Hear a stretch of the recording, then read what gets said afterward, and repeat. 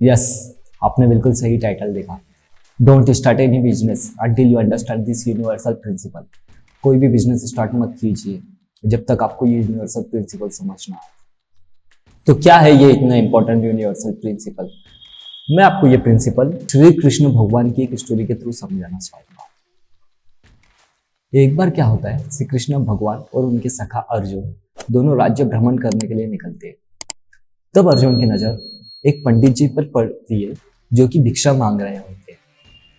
अर्जुन को उन पर बहुत दया आती है। अर्जुन जी पंडित जी को बुलाते, कहते प्रणाम पंडित जी।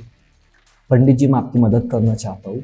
और ये कहकर अर्जुन अपने पास से एक सोने के सिक्कों से भरी हुई पोटली पंडित जी को देते। पंडित जी बहुत ही खुश हो जाते। पंडित जी भगवान को प्रणाम करते और अर्जुन को प्रणाम करते और अपने घर के लिए निकल जाते।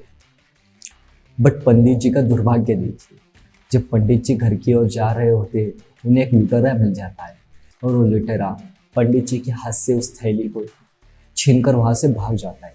पंडित जी दुखी होकर अपने घर चले जाते और अपनी पत्नी को पूरी स्टोरी सुनाते कि भगवान के आज मित्र ने अपनी मदद की थी। उन्होंने एक सोने से सिक्कों से भरी हुई पोटली मुझे दी थी, बट एक लुटेरा उसे छीनकर वहां से भाग गया। दूसरे दिन पंडित जी उठते, फिर भिक्षा के लिए निकल जाते घर से।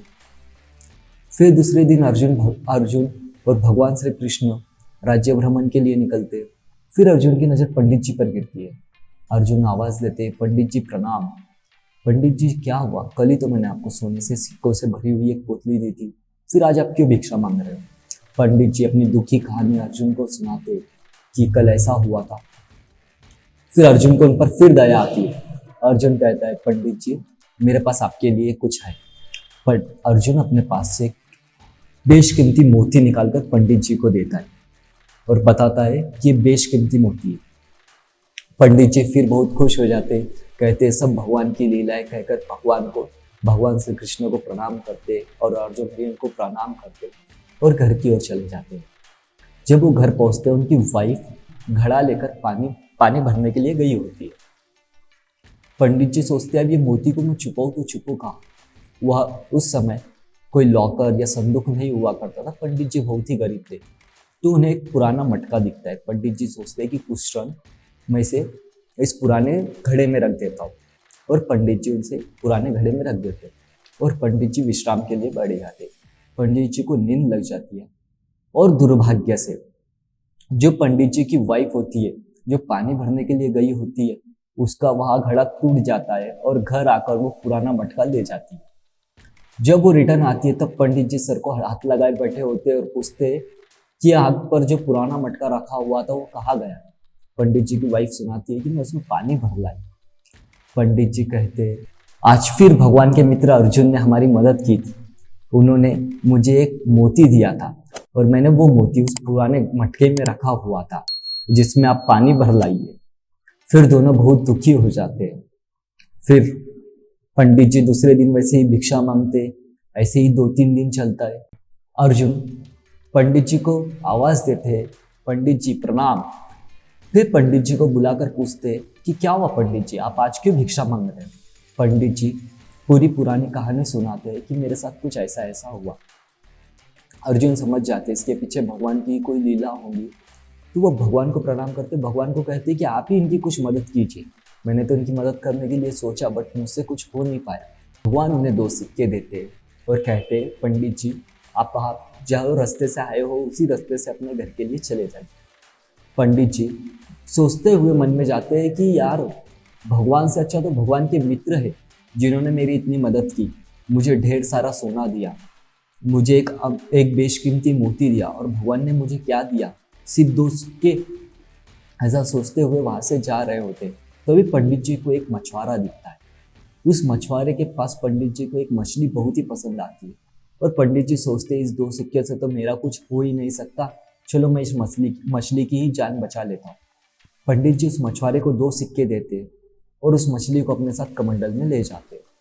उस मछली को पंडित जी नदी में बहाने ही वाले होते तभी उन्हें उस कमंडल में चमकता हुआ कुछ दिखता है।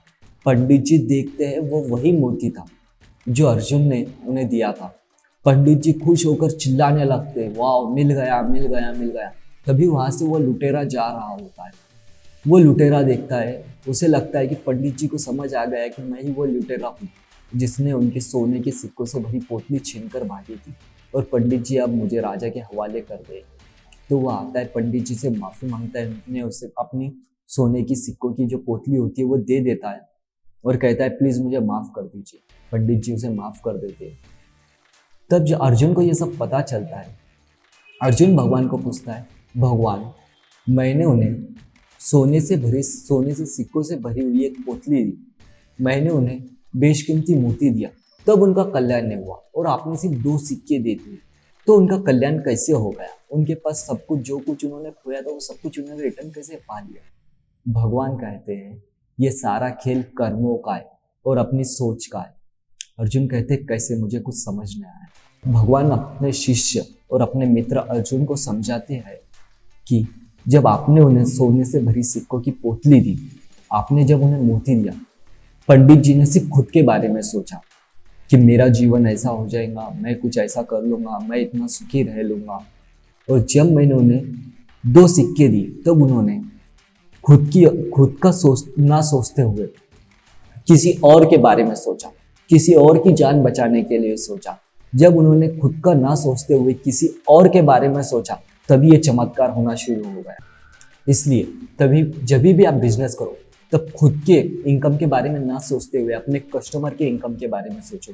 आप सोचो कि आप क्या उन्हें उतनी वैल्यू दे पा रहे हो, क्या उनकी लाइफ में इतनी वैल्यू क्रिएट कर पा रहे हो। अगर आप उनके लाइफ में रियल वैल्यू क्रिएट कर पाओ, तो आप ऑटोमेटिक बिजनेस से पैसे कमाना शुरू कर दोगे। Thank you so much. जय श्री कृष्ण।